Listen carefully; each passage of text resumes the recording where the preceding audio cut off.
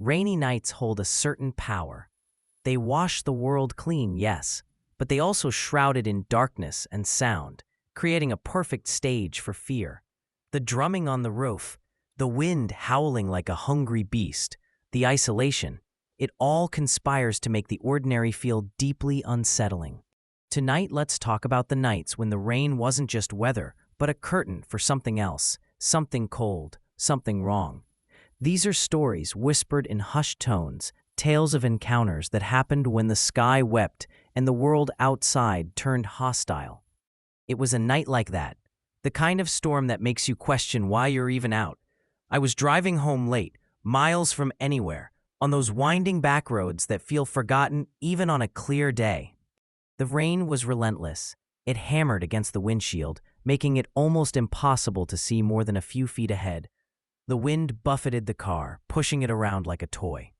Then, through the blurry sheets of water, I saw her, a figure by the side of the road, a young woman, standing alone in the downpour. My first instinct was hesitation. This was the middle of nowhere, late at night, in a terrible storm. Every warning bell screamed in my head. But she looked so small, so vulnerable against the elements. My conscience won the battle with my fear. I slowed down and pulled over, the tires crunching on the wet gravel shoulder. She got in, shivering violently. Her clothes were soaked through, clinging to her thin frame. She was quiet, barely speaking above a whisper. She just said her car had broken down miles back. I offered her the old blanket I kept in the back and tried to make small talk, asking where she was headed. She gave me an address in the next town over, her voice barely audible over the storm. As we drove, the lightning would occasionally flash, briefly illuminating the car's interior. In those split-second bursts of light, I started noticing something strange about her reflection in the side window. It wasn't quite right. During the flashes, her reflection seemed different, gaunt, distorted, like looking at a funhouse mirror, but only for an instant. I tried to shake it off, telling myself it was just the weird light, the rain on the glass playing tricks. But the feeling of unease settled deep in my gut. Finally, we reached the edge of town. She pointed to a small, dark house on a quiet street. I pulled up to the curb. She turned to me, her eyes dark and hollow in the dim light from the dashboard. She whispered, "Thank you." And then, she was gone. I blinked, looking at the passenger seat. It was empty. The blanket was still there, but she wasn't.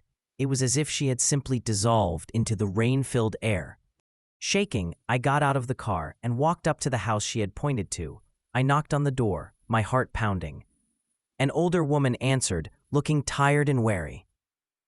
I stammered out my story, describing the young woman I had just given a ride to. The woman's face went pale. She told me the girl I described was her daughter. She had died 10 years ago.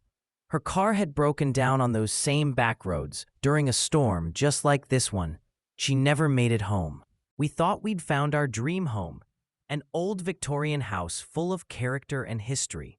We fell in love with its charm, the intricate details, the sense of stepping back in time. We didn't realize how much history was still clinging to the walls, how dark it truly was.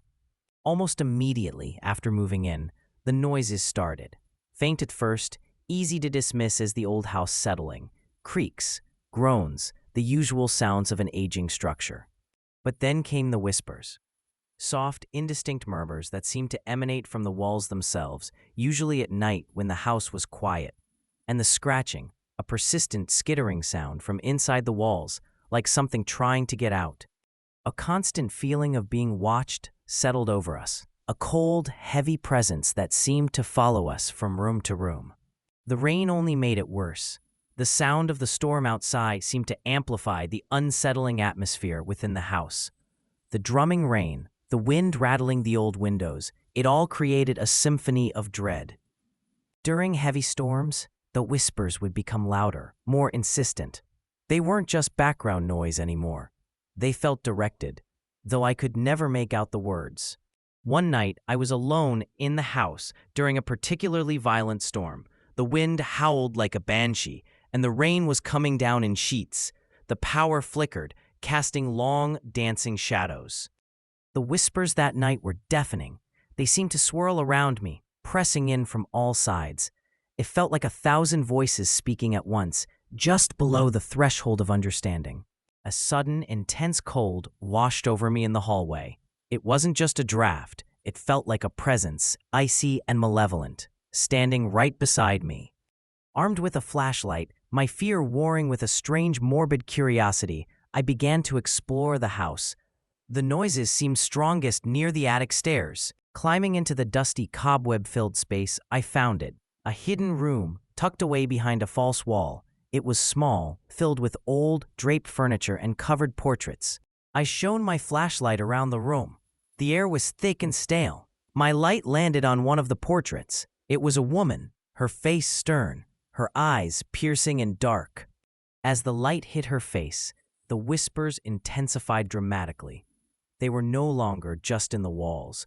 They seemed to be coming from the portrait itself, swirling around me in a frantic, angry chorus. Then I felt it, a cold breath on the back of my neck. It was icy, unnatural, and it sent a jolt of pure terror through me. I didn't hesitate. I scrambled out of that hidden room, down the attic stairs, and out of the house as fast as I could. I believe something was awake in that night, something that had been dormant, waiting. The house never felt the same after that. The whispers are still there, quieter now, but always present. A chilling reminder of what lies hidden within the walls. We were camping deep in a remote forest, miles from the nearest town, surrounded by nothing but trees and the sounds of nature. It was supposed to be a peaceful getaway with friends. Then the sky opened up. A torrential downpour started, trapping us inside our tents. The rain was incredibly loud, drumming against the tent fabric like 1,000 tiny fists. We huddled together inside the main tent, trying to stay dry and make the best of it. The sound of the rain was so overwhelming, it felt like being inside a drum. Suddenly, one of my friends gasped, a sharp, sudden intake of breath that cut through the noise of the storm. We looked at him, startled. His eyes were wide with terror. He slowly raised a trembling hand and pointed towards the tent window. Through the rain-streaked plastic, blurry and distorted by the water running down it, we saw it. A tall, shadowy figure standing just outside the tent. Its form was indistinct, blurred by the rain and the darkness, but it was clearly human-shaped. Taller than any of us, standing perfectly still. It was just standing there, watching us. We couldn't see a face, just a dark silhouette against the stormy night. We froze, all of us, paralyzed with a fear so primal, so intense, we couldn't even scream. The figure didn't move. It just remained there, a silent, ominous presence in the storm. Time seemed to stretch and warp. It could have been minutes, it could have been hours. The figure remained silhouetted against the raging storm, unmoving, unwavering. Then, slowly, almost imperceptibly, it began to fade. Not walking away, not running, but just dissolving, becoming less distinct, less solid.